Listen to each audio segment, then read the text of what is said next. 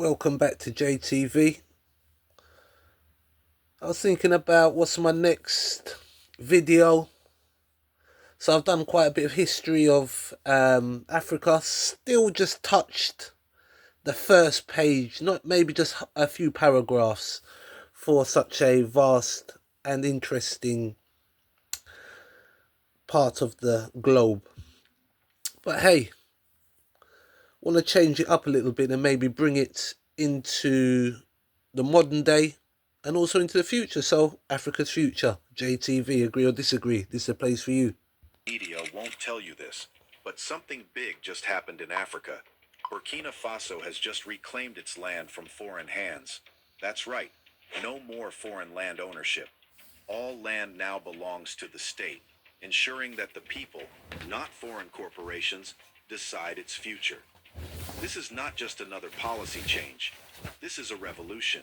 Western media won't tell on what I think is the future of Africa.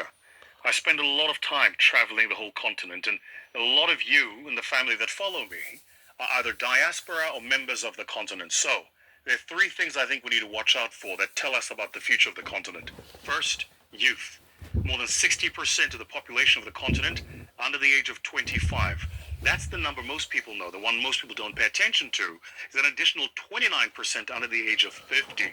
So we have a massive youthful demographic, close on 89% youthful demographic in the continent. First number. Second, the cost of data for mobile telephony dropping. Third, the cost of accessing the internet dropping, and the cost of increasing access to the internet also dropping. What does that mean? More people, younger people connected to the world and connected to each other. That, for me, is the one green shoot that tells you and I why we should be positive about the continent. Cities, most of them are in Asia. Think Tokyo, Delhi, Jakarta, and Shanghai.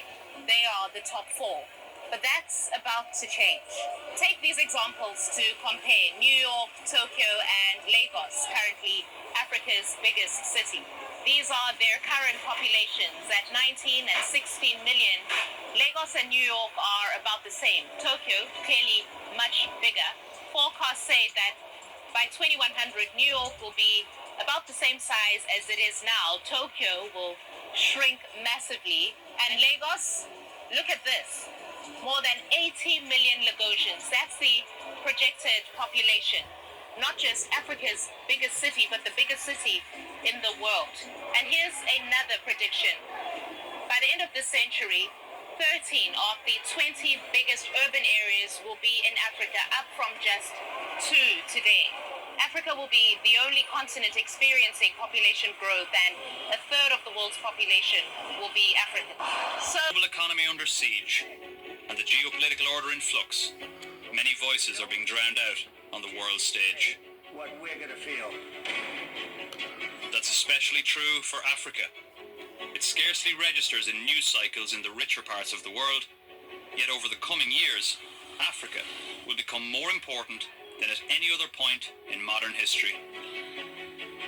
The world is getting old, but Africa is young and it's getting bigger.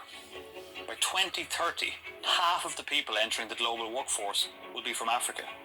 By 2075, 1 out of every 3 people on the planet will be African. This gap between Africa and the rest of the world is vast and shows little sign of closing. Here's a map of the world according to the size of countries' economies, measured by GDP at current prices. The top 20 or so have economies worth $1 trillion or more. But African economies make up a disproportionate share of the weakest and smallest economies.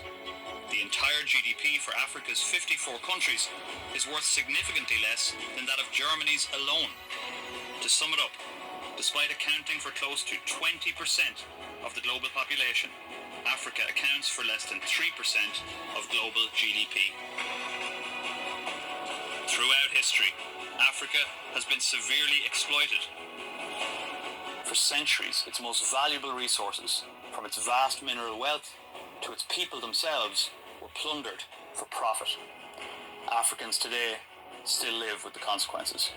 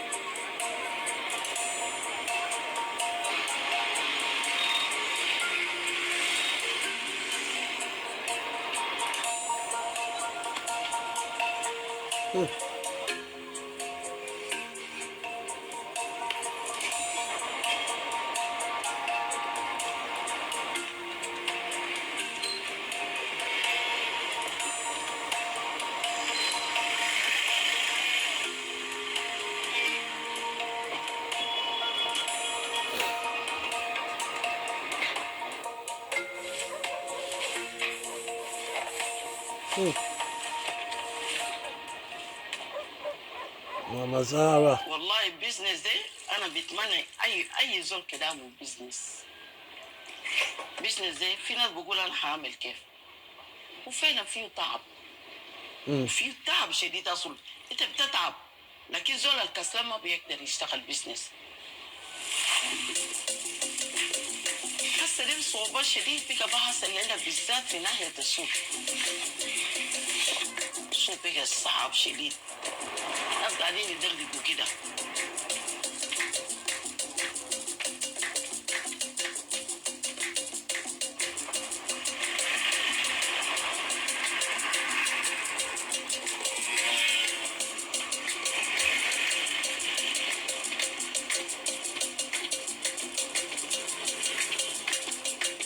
South Sudan, its economy is mostly dominated by what could call informal sector.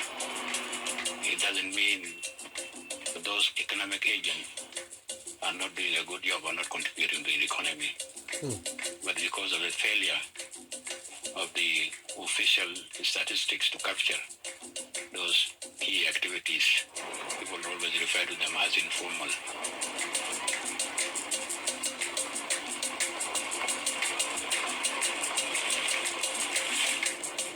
As a business owner, I always advise you don't have to judge the book by the cover.